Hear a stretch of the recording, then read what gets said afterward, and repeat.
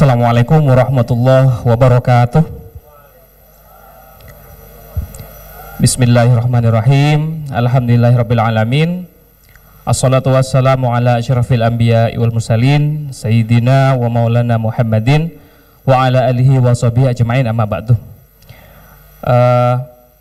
Memang ini sudah jam rawan, hampir maghrib. Semuanya sudah sangat terasa lelah, tapi semoga saja masih tetap bersemangat karena apa yang kita lakukan adalah ikhtiar bersama untuk menjadikan Indonesia bangsa yang lebih hebat dan lebih kuat. Perkenalkan, nama saya Sofyan Hadi, penyuluh agama Islam Kabupaten Jember, Kementerian Agama Provinsi Wilayah Jawa Timur. Pada kesempatan kali ini saya ingin menjelaskan tentang program kami di KUA Kecamatan Silo, Kabupaten Jember, yaitu program yang menyasar pada kelompok binaan kami di Desa Harjomulyo, Kecamatan Silo, yaitu tentang advokasi hukum mewujudkan desa layak anak dan ramah perempuan. Ini peran kami sebagai penyuluh agama Islam mewujudkan terbentuknya perdes, peraturan desa layak anak dan ramah perempuan. Bapak Ibu hadirin yang kami hormati, Dewan Juri, Panitia, serta rekan-rekan peserta PNICE Award 2025, agama Islam sudah mengajarkan dan sudah mengingatkan kita bahwa kita harus senantiasa merasa khawatir apabila kita meninggalkan generasi yang lemah. Walisyalladzi law taraku min khalfihim dzurriyyatan di'afa. Lemah secara iman, lemah agamanya, lemah kesehatannya, bahkan mungkin lemah dalam perlindungan payung hukumnya, lemah dalam pemantauan dan pemenuhan hak-hak anak. Sebagaimana kita tahu bahwa Konvensi Hak Anak PBB itu ada 10, yang salah satunya adalah hak untuk berpartisipasi, hak untuk ikut pembangunan, hak untuk mendapatkan identitas, perlindungan dan lain sebagainya. Dan ini yang belum banyak dilakukan oleh belum dilakukan oleh kita, belum disadari bahwa ini adalah kewajiban kita bersama. Nah, latar belakang kami melakukan gerakan ini adalah yang pertama di Desa Harjomulyo itu, Bapak Ibu, itu masih menghadapi masalah ketidaksetaraan gender. Ini sebenarnya lumrah, tetapi banyak yang mengabaikan padahal dampaknya bisa besar sekali. Antara laki-laki dan perempuan, misalnya kalau anak laki-laki disekolahkan tinggi-tinggi, anak perempuan cukup SMA saja karena tugasnya hanya di dapur, sumur dan itu ya. Kemudian yang kedua, tingginya angka pernikahan usia anak. Di desa kami ada anak SMP, kelas 2 SMP menikah 10 hari cerai. Jadi kalau Bapak Ibu ingin ketemu dengan jamur di rumah saya, itu di desa saya, bukan di rumah saya, naudzubillah min dzalik. Di desa saya itu banyak jamurnya, janda di bawah umur. Bisa dicek, karena SMP cerai, menikah ada yang 3 bulan cerai, 10 hari itu pecah rekor tahun kemarin, 10 hari ya, itu langsung cerai, Masya Allah. Dan ini sangat membuat kita merasa sangat ingin melakukan sesuatu seperti itu. Kemudian tidak adanya data resmi dan regulasi desa untuk perlindungan anak dan perempuan. Ketika kita akan mencari solusi penyelesaian suatu masalah, maka kita harus berangkat dari data. Solusi by data, tidak hanya dengan perspektif saya kira, saya lihat dan segala macam, harus ada data. Dan kita tidak punya itu, maka kemudian harus ada langkah pertama yang kita lakukan agar kita punya data yang jelas, sehingga kemudian target dan sasaran kita itu juga jelas. Akhirnya apa? Solusi yang kita berikan juga tepat sasaran. Kemudian kebutuhan akan pendekatan nilai dan kolaboratif. Nah, saya kira setiap lembaga, setiap orang pasti ingin berbuat baik. Hanya saja yang sering kita tidak sadari, tidak semua kebaikan itu bisa berdiri sendiri. Kita harus bergandengan tangan, kita harus bekerja sama, berkolaborasi antar instansi, antar lembaga, antar tokoh untuk bersama-sama mewujudkan program desa layak anak dalam program kami misalnya. Kemudian, peran penyuluh agama. Ini kita mungkin baca persingkat saja. Kita peran penyuluh agama adalah edukasi, informasi, konsultasi, motivasi dan advokasi. Ini salah satu yang menjadi dasar saya untuk melakukan program ini. Kemudian strategi atau langkah yang kami lakukan untuk bisa mencapai terwujudnya Perdes itu, yang pertama itu adalah penguatan komunitas. Jadi dari 2017 Bapak Ibu, saya itu sudah membuat komunitas-komunitas lokal, komunitas-komunitas kecil di desa, komunitas anak muda, bahkan salah satunya ada namanya komunitas Kompas, komunitas pemuda Sumberlanas, itu nama dusun atau kampung ya, Kompas ya. Dan itu sempat menjadi materi penyuluh award 2018, dulu namanya penyuluh teladan, cuman gagal saya di tingkat provinsi. Itu menjadi evaluasi akhirnya hingga hari ini. Kemudian, nah, pembentukan komunitas-komunitas lokal ini adalah sebagai bukti, salah satu strategi saya, sebagai salah satu bukti pembuktian dari kami agar menarik minat tokoh-tokoh yang ada di desa, tokoh agama, tokoh masyarakat, pemerintah desa tentunya. Jadi komunitas-komunitas lokal ini menjadi aktif di kegiatan sosial, keagamaan, hari-hari besar, hari kemerdekaan dan sebagainya, sehingga itu kemudian menjadi bukti bahwa ada loh anak muda, generasi yang bisa kita ajak untuk bergerak bersama-sama. Nah, di sini bisa kita lihat di gambar itu ada, kemudian ada forum anak desa, ada gugus tugas desa layanan dan lain sebagainya. Setelah pembentukan komunitas-komunitas lokal ini, saya mulai melakukan pendekatan terhadap pemerintah desa, BPD, Kades, dan anak-anak yang saya jadikan pengurus di komunitas itu adalah anak-anak yang dekat dengan desa. Misalnya ketuanya anak Pak Kades, bendaharanya, sekretarisnya atau bendaharanya ponaannya bendahara desa. Sehingga itu lebih memudahkan kami untuk melobi-lobi ketika ada kepentingan. Ini sebuah strategi, terlepas positif atau negatif, yang penting organisasi ini bisa semakin diakui dan terbukti. Kemudian, nah, saya mencoba melebarkan sayap kolaborasi. Mulai yang awalnya hanya tingkat desa, kami mencoba membangun jaringan dengan pemerintah tingkat kecamatan, bahkan tingkat kabupaten lewat DP3KB. Kemudian juga dengan lembaga swadaya masyarakat yang tidak mengikat. Ternyata seperti yang saya sampaikan tadi, banyak sekali personal ataupun lembaga yang ingin melakukan kebaikan, punya anggaran, tapi nggak tahu programnya apa. Nah, ternyata ketika kami dekati, kami sharing dan lain sebagainya, oh iya mas, saya punya anggaran tapi nggak tahu nih buat apa nih untuk anak-anak. Bisa nih, misalnya dari DP3KB. Oke Pak, silakan Pak, kita bikin halakoh, bikin diskusi, bikin seminar dan lain sebagainya. Itu awal-awal dari 2017 sampai kemudian di tahun 2022 kita sepakat untuk membuat Perdes, draft Perdes Desa Layana. Mohon maaf. Draft Perdes Desa Layana, yang maksud kami seperti ini. Praktik baik ini mungkin bisa berdampak sebagaimana Astaprotas Kementerian Agama, tetapi akan lebih baik lagi kalau praktik baik, program baik yang berdampak ini juga berkelanjutan.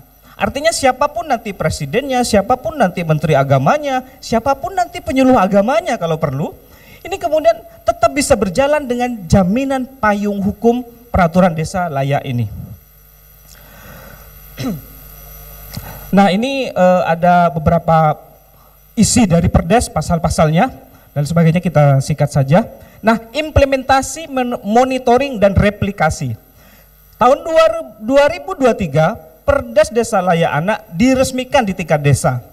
Kita mengundang praktisi hukum, kemudian psikolog, DP3KB dan segala macam untuk menyempurnakan Perdes tersebut. Bahkan dari Kemenak, dari Bimas Islam juga ikut hadir pada saat itu. Kita melakukan uji kelayakan, menampung laporan kasus, menindaklanjuti, hearing, bahkan ke pengadilan agama juga, evaluasi bulanan dan seterusnya. Alhamdulillah dari 2023 ini menjadi program percontohan desa di Kabupaten Jember dan bahkan beberapa KUA di Kabupaten Jember. Saya berharap niat baik ini, sekali lagi praktik baik ini tidak hanya menjadi program yang berdampak, tetapi lebih lanjut lagi menjadi program yang berkelanjutan seterusnya. Terima kasih. Mohon maaf karena tenggorokan kering. Assalamualaikum warahmatullahi wabarakatuh. Selanjutnya kepada Dewan Juri dipersilakan untuk bertanya. Bapak mau minum dulu, monggo silakan. Supaya tidak kering tenggorokannya. Monggo Pak.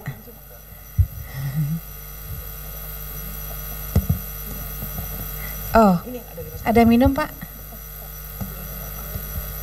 Oke, Aduh, mohon maaf ini waktu jadi lewat. gak apa. Yang lain boleh minum ya kalau tenggorokan kering. Terima kasih.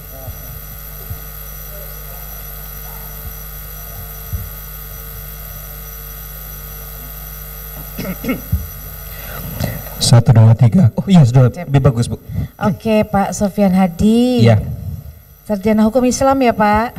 Oke, alhamdulillah, Ibu. SHI. Sejak kapan jadi penyuluh agama, Pak? 2017, Ibu. Langsung PNS? Waktu itu masih honorer, non PNS. Honorer, Alhamdulillah P3K. P3K 2023 kemarin. Oh, 2023. Iya. Oke. Oke, izin Pak. Saya ingin memastikan lagi peran Bapak selaku penyuluh agama dalam pembentukan perdes itu seperti apa ya? Kami dipercaya oleh pemerintah desa dan pemerintah kabupaten pada akhirnya untuk menjadi pembina dan pilot project, ketua anggaplah pembina dari pilot project ini.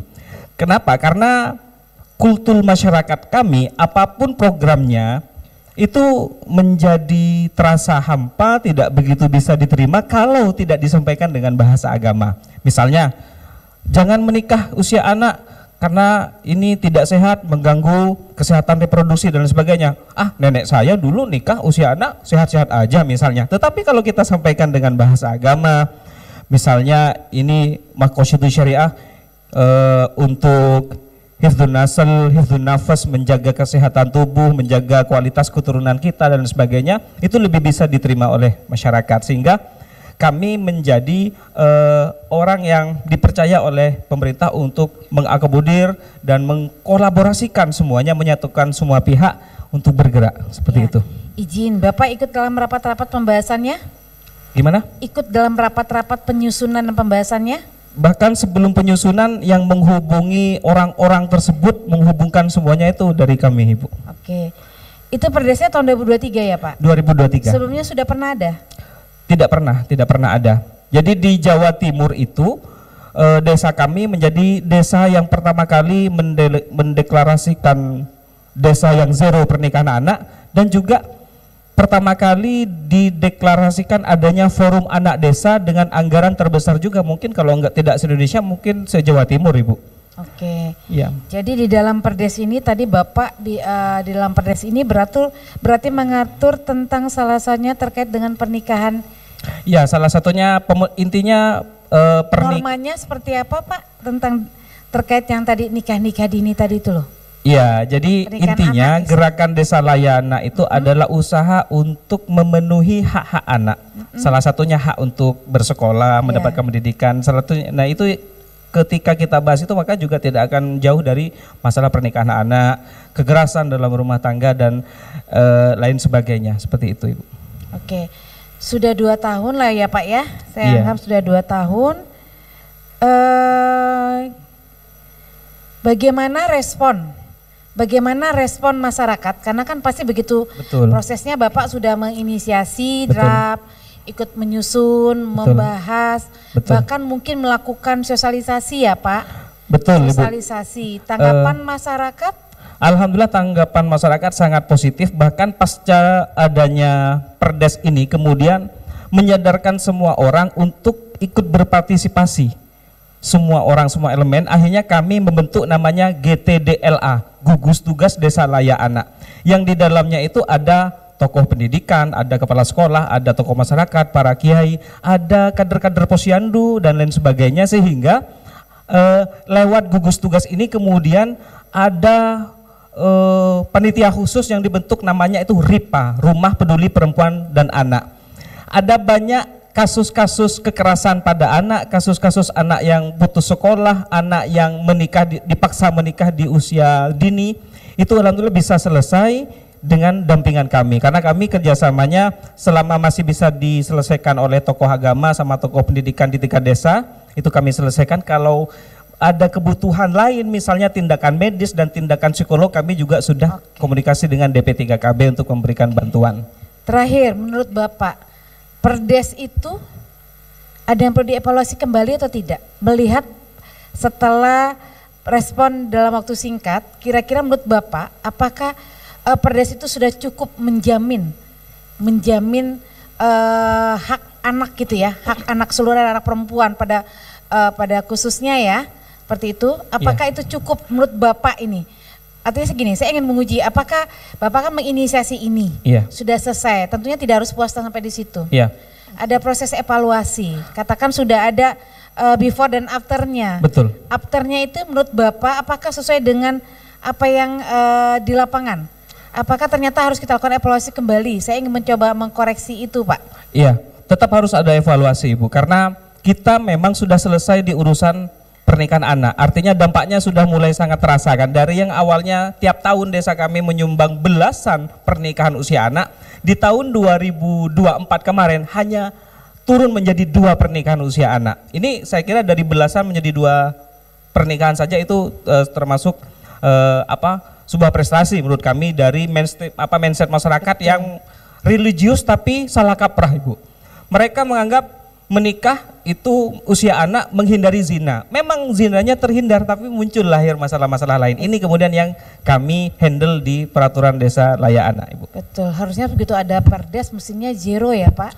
Mestinya zero, tapi memang perjuangan memang harus tetap berlanjut, Ibu. Masalah nikah siri insya Allah tahun ini juga sudah kami bahas lagi. Jadi ada permasalahan lain?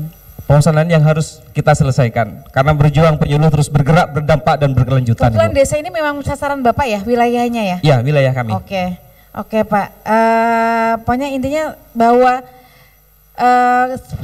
ini sudah tercapai. Perdes itu sudah, tapi ini bukan suatu goal akhir. Betul.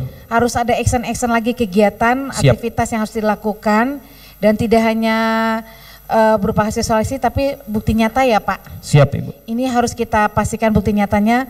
Sekarang mungkin ini cukup, tapi beberapa tahun kemudian ini mungkin belum cukup. Bapak selaku penyuluh agama masih terus harus berkontribusi. Siap. Gitu ya Pak. Siap, Ibu. Baik, kita aja dari saya. Terima kasih. Assalamualaikum warahmatullahi wabarakatuh. Waalaikumsalam warahmatullahi wabarakatuh. Terima kasih semuanya. Wallahul muwaffiq ila aqwamit thoriq. Assalamualaikum warahmatullahi wabarakatuh.